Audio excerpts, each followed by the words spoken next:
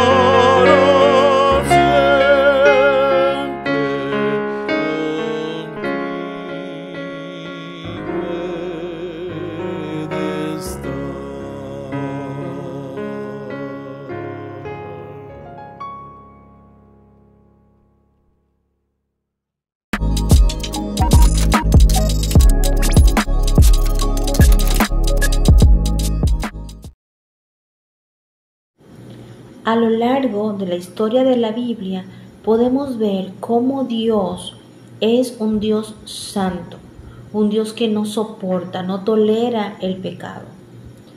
Nuestros pecados pueden ser perdonados por Dios cuando nos acercamos a Él con corazones sinceros, con corazones humildes y cuando demostramos un verdadero arrepentimiento, es decir, un cambio de actitud.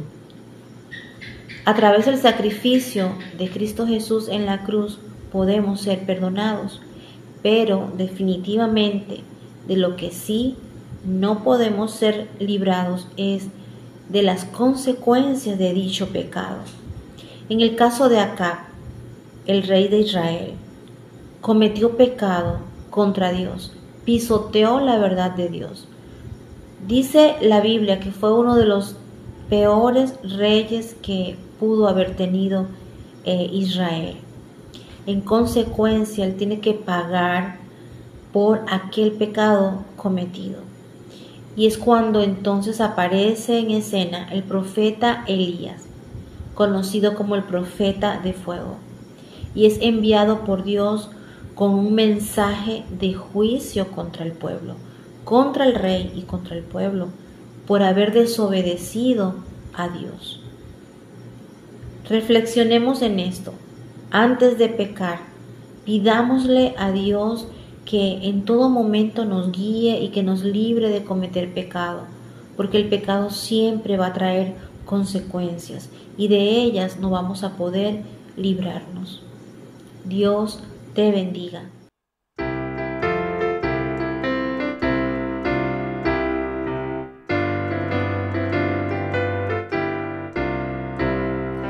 Yendo con Jesús a donde quiera iré, porque estoy seguro que Él cuida de mí.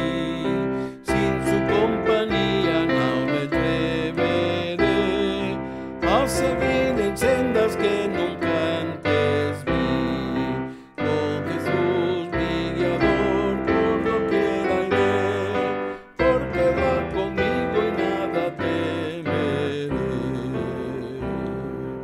Con Jesús camino sobre tierra y mar, aunque ruja nada con la tempestad. Con Jesús marchando nada temeré, en desierto oscuro protección tendré. Con Jesús mi guiador por doquiera iré, porque Él va conmigo y nada temeré. Pasaré la noche como el gran Daniel, entre los leones fieros dormiré. Si el Señor perdona a todo siervo fiel, aunque en fosa oscura nada temeré. Con Jesús mi guiador por doquiera iré, porque Él va conmigo y nada temeré.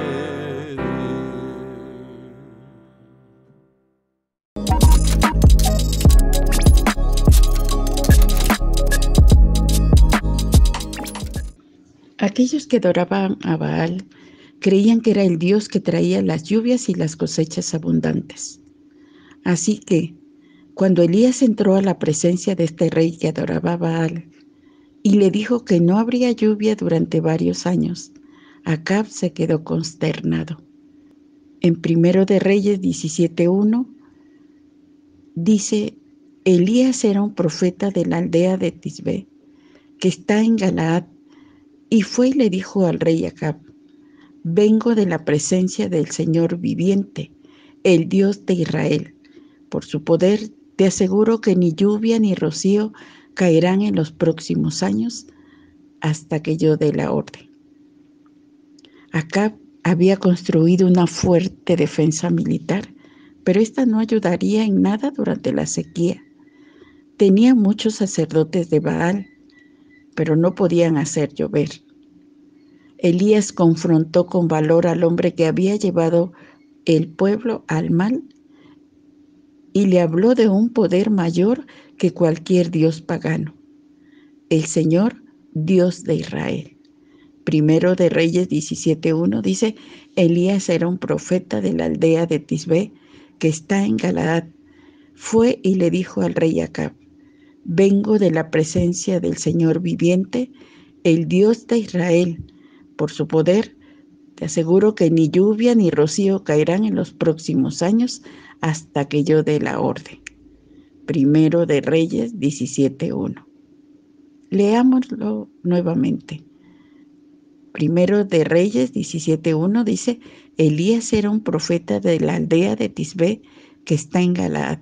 Fue y le dijo al rey Acab, vengo de la presencia del Señor viviente, el Dios de Israel.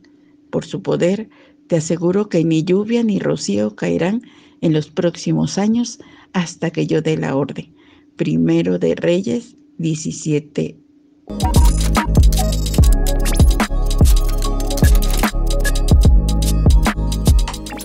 Gracias doy a Dios porque nuevamente nos permite la oportunidad de estar juntas a través de estos medios y que nos permita acercarnos a su palabra a través de estos estudios. Entramos en un nuevo estudio en este mes de diciembre y el tema general es El Señor es mi Dios, escrito por el presbítero y maestro Abdel Pérez Pérez, con el objetivo de alentar a la Iglesia de Cristo para seguir adelante, apoyados en las promesas de Dios de estar con nosotros todos los días y en todas nuestras circunstancias.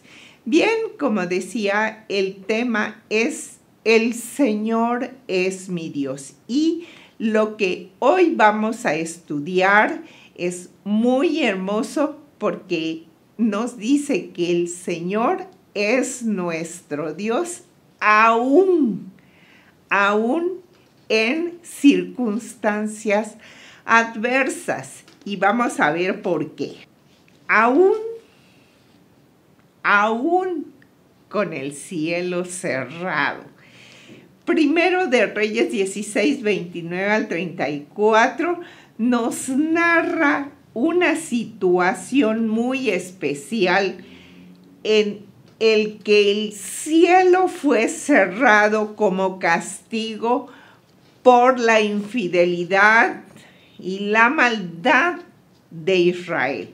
El texto clave nos dice, entonces Elías Tisbita, que era de los moradores de Galaad, dijo a Acab, vive Jehová Dios de Israel, en cuya presencia estoy, que no habrá lluvia ni rocío en estos años, sino por mi palabra. Primero de Reyes 17:1 es el texto que memorizamos con nuestra hermana Juanita.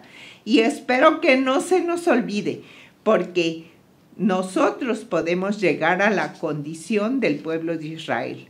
En el reinado de Acab, la verdad había sido pisoteada. La idolatría era la religión oficial para el pueblo de Israel, específicamente la adoración a Baal, que estaba en todas partes. Y por supuesto, la impiedad era algo muy cotidiano. El cielo fue cerrado, como comentaba, por el pecado del rey Acab, según lo vemos en los versículos 30 al 33. Comienza una gran decadencia cuando el reino de Israel se divide. Después del Reino Unido de Salomón, 6 reinos antes del reinado de Acab hicieron lo malo delante de Jehová. El pecado de Acab, sin embargo, es considerado como el más grande que el de sus antecesores. Dice la Biblia, Acab, hijo de Omri, hizo lo malo ante los ojos del Señor, peor aún que todos los reyes anteriores, y como si fuera poco haber seguido el ejemplo de Jeroboam.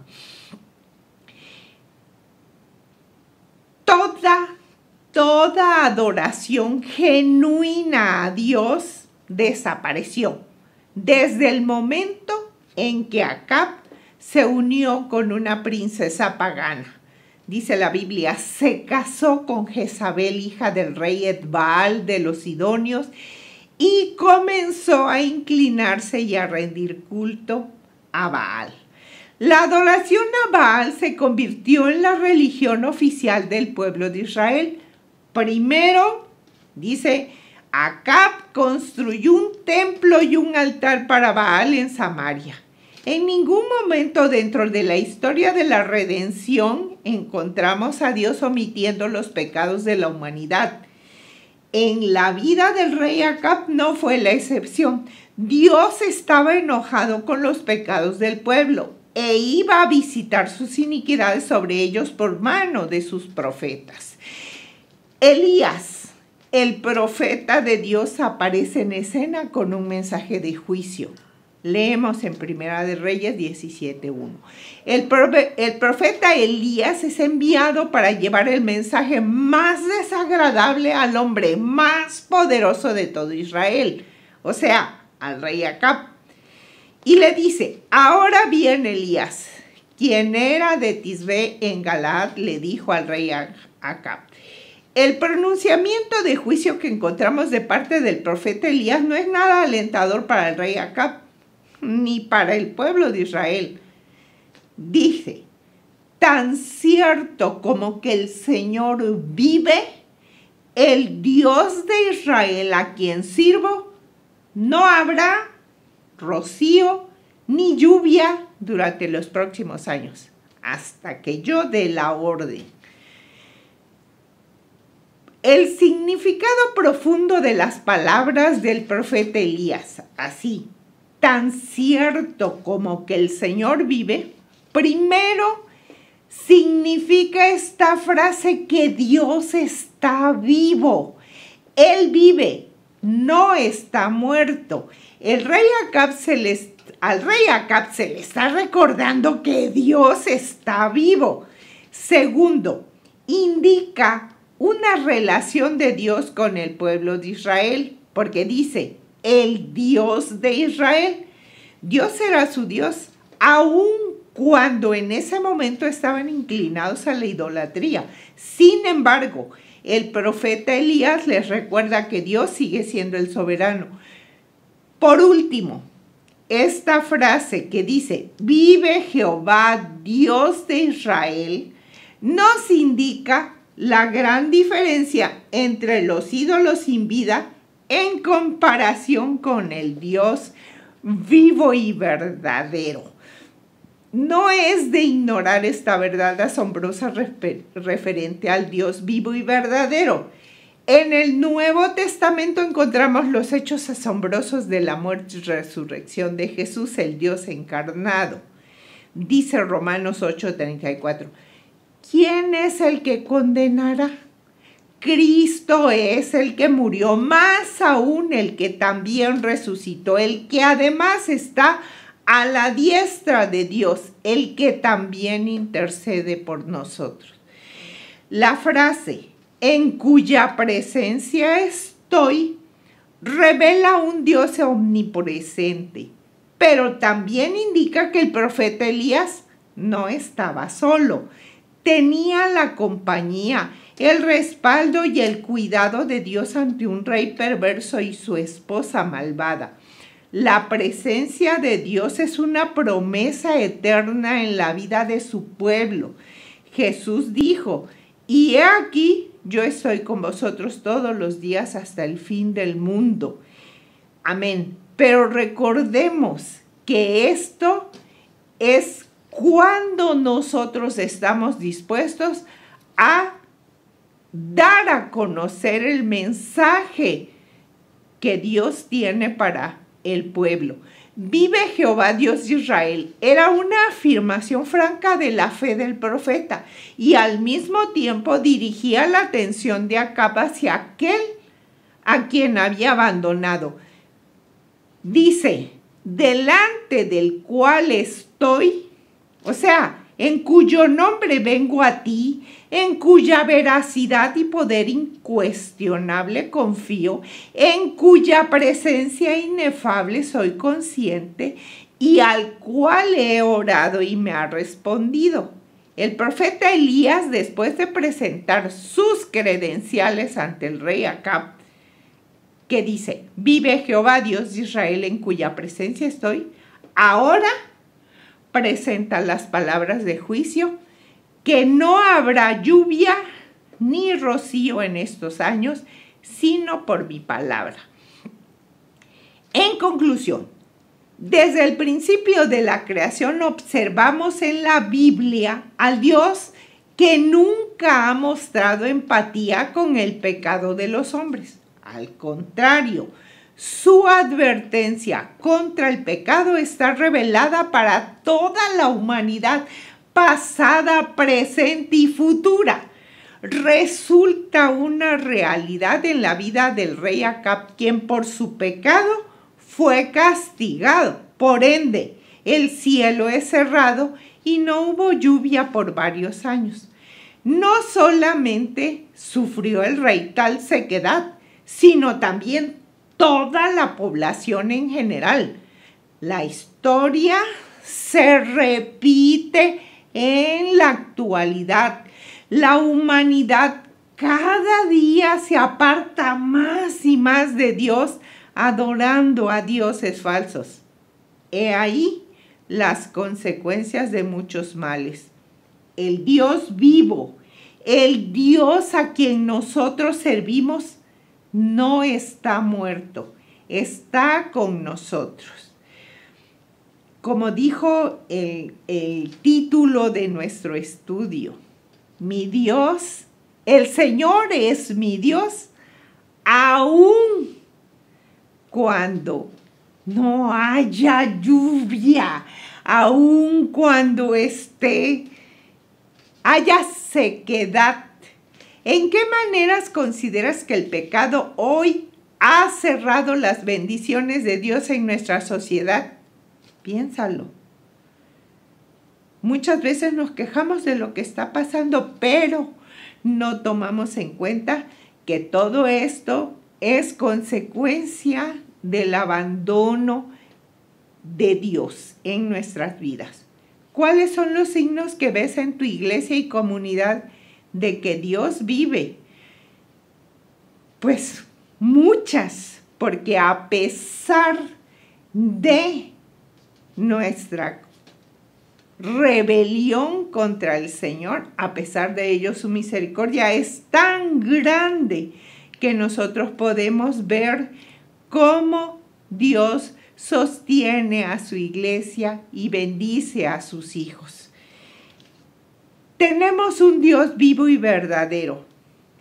A ver, viene la pregunta, como yo digo, de los 64,000.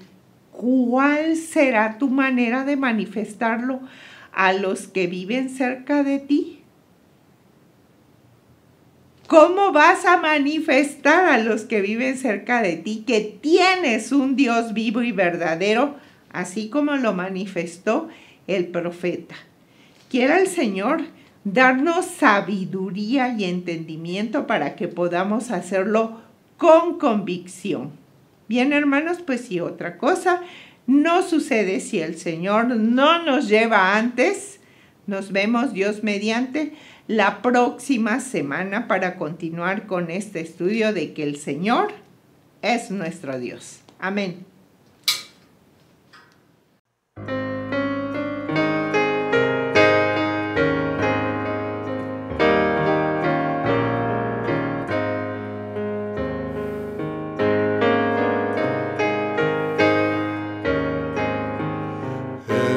Afanes y en tu dolor, Dios cuidará de ti.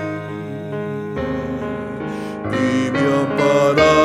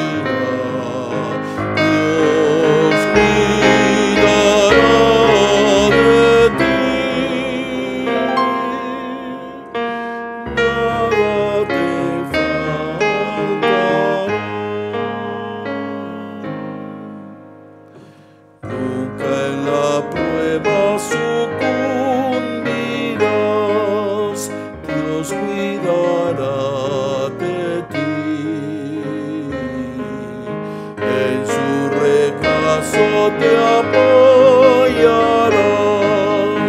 Dios cuidará de ti,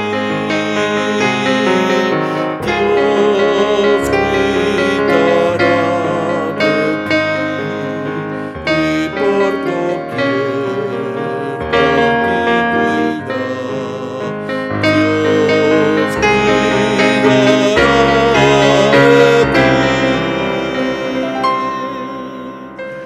Nada te faltará.